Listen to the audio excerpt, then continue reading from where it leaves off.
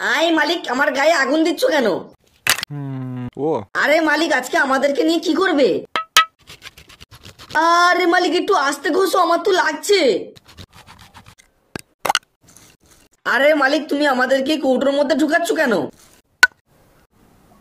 আরে মালিক, তুমি এটা কি করছো? তুমি আমার গায়ে জল দিচ্ছ কেন? আমি তো গুলে যাব। মালিক, আমি তো গুলে গিয়েছি, আমি এবারে কি করব? মালিক প্লিজ, তোমার ওইখানে ঢুকিও না, আমার খুব কষ্ট হয়।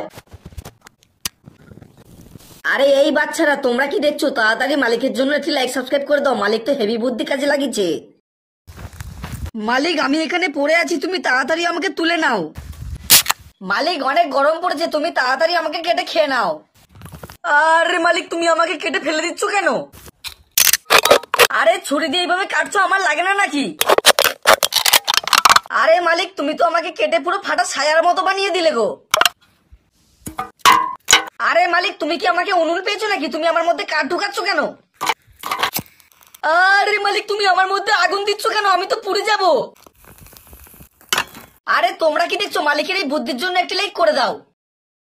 মালকিন, তোমার হাতে অনেক ময়লা আছে, তুমি তাড়াতাড়ি ভালো করে সাবান দিয়ে হাত ধুয়ে নাও। মালকিন, তুমি আমাকে ফেলে দিয়ে এইভাবে নোংরা করে দিলে কেন? মালকিন, তুমি কিন্তু আমাকে আস্তে আস্তে ঘষবে, নাহলে আমার খুব লাগবে। আচ্ছা মালকিন, তুমি কি করতে চাইছো বলো তো? তুমি আমাকে এইভাবে গুঁড়ো করে দিলে কেন? আরে মালকিন, আমার তো দম আটকে যাবে, তুমি আমাকে এর মধ্যে বন্দি করছো কেন? আরে মালকিন, তুমি আমাকে ব্যাগের মধ্যে ঢুকাচ্ছ কেন? তুমি কি আমাকে মারবে বলে লেগেছো নাকি? মালকিন, অনেকক্ষণ পরে আমি শান্তি পেলাম, তুমি তাড়াতাড়ি আমাকে দিয়ে হাতটা ধুয়ে নাও। আরে মালকিন, আমাকে একটু আস্তে ঠেলো, আমার তো লাগছে। না সত্যি, মালকিনের এই বুদ্ধির জন্য একটি লাইক করতেই হবে।